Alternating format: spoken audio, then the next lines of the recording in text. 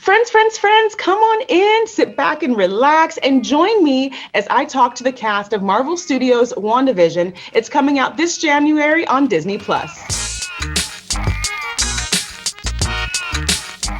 more week and then it's finally out. I'm just like, oh my gosh, please come out, please. So what can fans expect to see how you've made Monica into your own?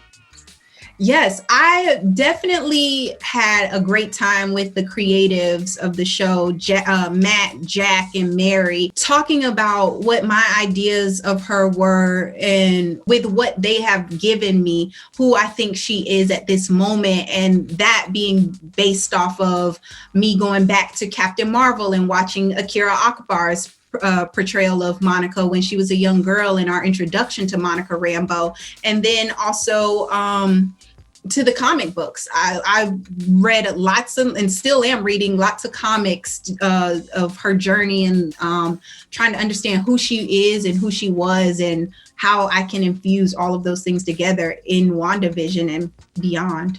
Of the comics that you went through and started reading, is there one that stands out to you that you kind of like a little?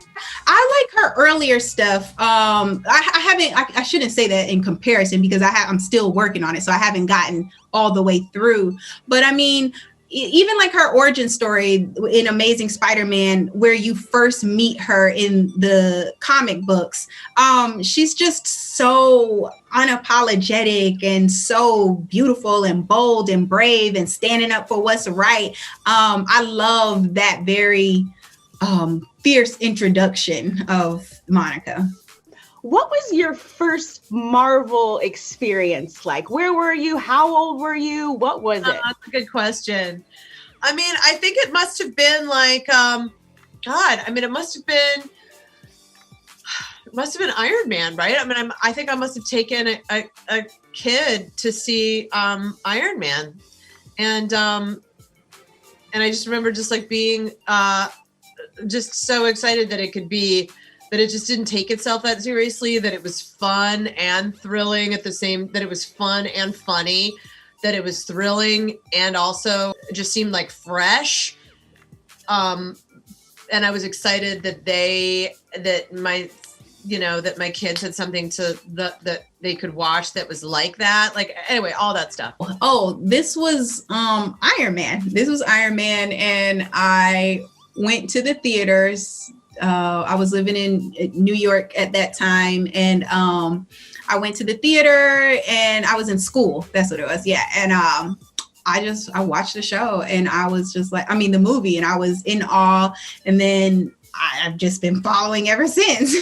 What kind of artist gems did you and Nia DaCosta swap? Because you're going to be in 2 of her films, and I'm just like, I just love to see all the magic. I know. I'm so excited to be able to work with Nia DaCosta again. We just finished Candyman. I don't know, was that last year or 2 years ago, I guess. And I can't wait for that to come out, and then to be in Captain Marvel 2 with her at the helm is going to be so special. She's just so talented and collaborative and smart, so smart. And she's going to be our first Black female director of a Marvel film, and that's pretty awesome. Nia was very busy leading the charge and making sure all of it got done. And so I don't recall any particular stories. I really do recall just being in awe watching her handle this entire set and this crew, and because that was a big moment for her as well. And